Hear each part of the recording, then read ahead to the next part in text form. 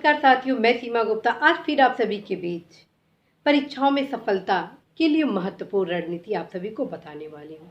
आप लोग द्वारा प्रायः पूछा जा रहा है कि मैडम परीक्षा में सफलता के लिए राइटिंग की क्या भूमिका है।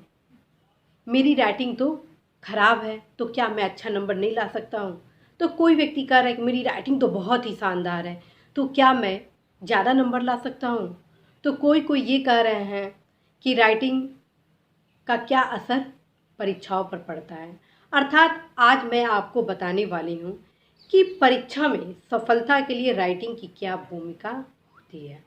साथियों, सबसे पहले बताना है कि राइटिंग की भूमिका का क्या अहम योगदान है परीक्षाओं में। तो ये आप स्वयं जानते हैं कि राइटिंग ऐसा होना चाहिए जो पढ़ने में आए, ऐसा न होने पाए कि आप लिखे हैं राम और उसे हम पढ़ ही नहीं पा रहे हैं। तो ऐसा कम से कम राइटिंग हो जो आसानी से पढ़ा जा सके। मैं ये नहीं कह रही हूँ कि यदि आपका राइटिंग खराब है तो आप पास नहीं हो सकते हैं। मैं बस ये कहना चाहती हूँ कि राइटिंग निश्चित रूप से आपका ऐसा होना चाहिए कि सामने वाला आपके लिखे हुए शब्द को पढ़ सके, समझ सके कि आप क्या कह रहे हैं, आप क्या लिखे हैं।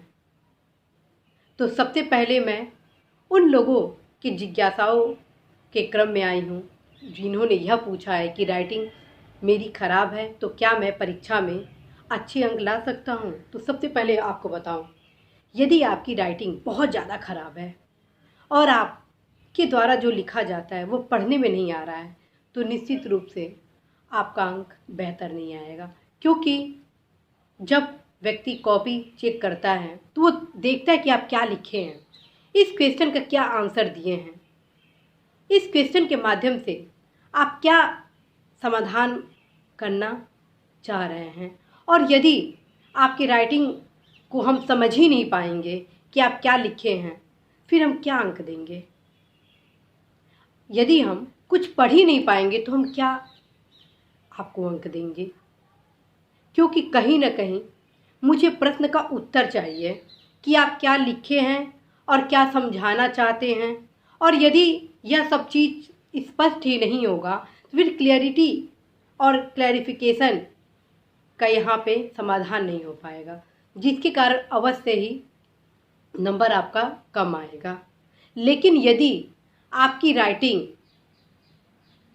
दिखने में खराब है लेकिन सामने वाला पढ़ ले रहा है कि आप क्या लिखे हैं, तो फिर आपको अच्छे अंक अवश्य मिलेंगे। यदि आप कंटेंट अच्छा दिए हैं, यदि आपके भाव ऐसा स्पष्ट कर रहा है कि आप उस प्रश्न के सारे जवाब दे रहे हैं, आपके अंदर क्षमता है समस्या का समाधान करने का, आपके अंदर क्षमता है उस प्रश्न का सही उत्तर देने का, आपने उस प्रश्न का सभी पहलुओं को समेटा है। मायने ये नहीं रखता है कि आप बहुत ही सुंदर लिखे हैं और आपको अच्छा अंक मिल जाएगा। आपको तभी अंक मिलेगा जब आप प्रश्न का सही उत्तर देंगे, बशर्ते राइटिंग ऐसी होनी चाहिए कि सामने वाला पढ़ ले। तो इसका मतलब आप समझ गए कि राइटिंग ऐसा होना चाहिए कि सामने वाला आपकी राइटिंग को पढ़ सके कि आप क्या लिखे हैं, क्या समझाना चाहते हैं। यदि हम पढ़ ही नहीं पाएंगे तो हम नंबर किस आधार पर देंगे। जब मुझे समझ ही में नहीं आएगा कि आप क्या लिखे हैं तो फिर हम नंबर किस आधार पर देंगे। तो आप समझ गए कि राइटिंग की अहम भूमिका है। आप स्पष्ट लिखिए। यह ज़रूरी नहीं है कि आपकी राइटिंग बहुत ज़्यादा खराब है तो आप उसको सुधार नहीं सकते हैं। कहा जाता है कि करत करत अभ्यास जड़मत होत सुधार, करत करत अभ्यास जड़मत होत सुजान। अर्थात यदि आप चाहे कि आपकी राइटिंग अच्छी हो जाए तो धीरे धीरे आप प्रतिदिन एक पेज अवश्य ही लिखना शुरू करिए। इससे आपका दो फायदा होगा। इस प्रतिदिन एक पेज लिखने के लिए आप क्या करिए, किसी भी एक टॉपिक पर निबंध लिखना शुरू कर दीजिए। इससे क्या होगा, आपके पास एक विषय की भी तैयारी होगी, दूसरा आपके पास एक अच्छा कंटेंट तैयार होगा, तीसरा जो आपकी समस्या है राइटिंग का, वो धीरे धीरे सुधरेगा। आप उस 1 घंटे के दौरान, अर्थात उस 1 पेज के दौरान, न टाइम का फिक्र करिए, ना विषय सामग्री का। आप बस अपने राइटिंग पर फोकस करिए और राइटिंग को शानदार लिखने का प्रयास करिए। साथियों, विश्वास करिए, यदि आप सही लिखने का प्रयास करेंगे, राइटिंग सुधारने का प्रयास करेंगे, तो अवश्य ही आप स्पष्ट सुंदर राइटिंग लिखना आरंभ कर देंगे। मैं ये नहीं कह रही हूँ कि आप बहुत ही सुंदर राइटिंग लिखिए, मैं बस ये कहना चाहती हूँ कि आपकी राइटिंग ऐसा होना चाहिए कि सामने वाला स्पष्ट रूप से पढ़ सके। और यदि आपका राइटिंग बेहद खराब है, जो सामने वाले पढ़ने के लिए काफ़ी कठिनाइयों का सामना कर रहा है, तो फिर चिंता की बात है और उसको सुधारने के लिए आपको प्रतिदिन 1 पेज अवश्य ही लिखना पड़ेगा।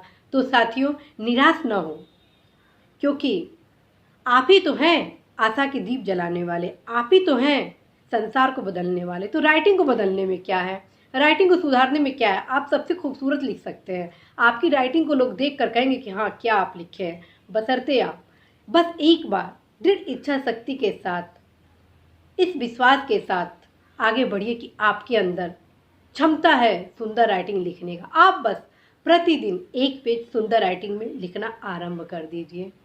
तो साथियों, आपने समझा कि किस प्रकार आप यदि खराब लिखते हैं तो कैसे उसको सुधार कर बेहतर लिखना आरंभ कर देते हैं। और अब आते हैं उन लोगों के जवाब के लिए जिन्होंने ये कहा है कि मेरी राइटिंग बहुत ही खूबसूरत है, तो क्या मैं अच्छा अंक प्राप्त कर सकता हूँ? तो साथियों, आपको बताना है कि परीक्षा में सफलता के लिए एकमात्र आधार राइटिंग की खूबसूरती मायने नहीं रखता है। यदि आपकी राइटिंग बहुत ही बढ़िया है और आप ये सोचें कि आप बेहतर अंक पा जाएंगे, तो यह संभव नहीं है। जब तक प्रश्न से संबंधित आप उत्तर सही नहीं देंगे, सभी पहलुओं को नहीं समेटेंगे, प्रश्न यदि आपकी तथ्यात्मक, सारगर्भित, विश्लेषणात्मक नहीं होगा, तब तक आप बेहतर अंक प्राप्त नहीं कर सकते हैं, चाहे आप कितना भी खूबसूरत बढ़िया लिख क्यों न लें। अर्थात विषय सामग्री आपकी मजबूत होनी चाहिए। ये नहीं है कि आप राइटिंग बहुत ही शानदार लिखें और आप पास हो जाएंगे। तो मैं बस आपको ये कहना चाहती हूँ कि निश्चित रूप से यदि आपकी राइटिंग बेहतर है तो उसका इम्प्रेशन एक अच्छा जाता है कि आप बहुत ही सुंदर लिख रहे हैं। और कई बार होता है जब आप सुंदर लिखे रहते हैं तो आपके भाव को, आप क्या समझाना चाहते हैं, क्या लिखे हैं, उसको पढ़ने में आसानी होती है। और कहा जाता है कि first impression is a last impression. तो राइटिंग आपकी बढ़िया होती है और बहुत ही बढ़िया होती है, तो जो कॉपी चेक करता है और उसे आसानी होती है पढ़ने में, और साथ में खूबसूरत भी आपका राइटिंग है, बढ़िया भी है, तो निश्चित रूप से आप अच्छा अंक पाएंगे ही पाएंगे। लेकिन उसके लिए ज़रूरी है, अच्छा अंक पाने के लिए, कि आप प्रश्न से संबंधित विभिन्न पहलुओं को, विभिन्न तथ्यों को, विभिन्न प्रश्न के जिज्ञासाओं को आप पूर्ति करें। तो साथियों, आपने जाना कि परीक्षा में सफलता के लिए राइटिंग की क्या भूमिका होती है। तो साथियों, इसी महत्वपूर्ण सूचना और संदेश के साथ कि राइटिंग कैसे आपकी सफलता में महत्वपूर्ण योगदान करता है, मैं सीमा गुप्ता आप सभी से विदा लेती हूँ। नमस्कार।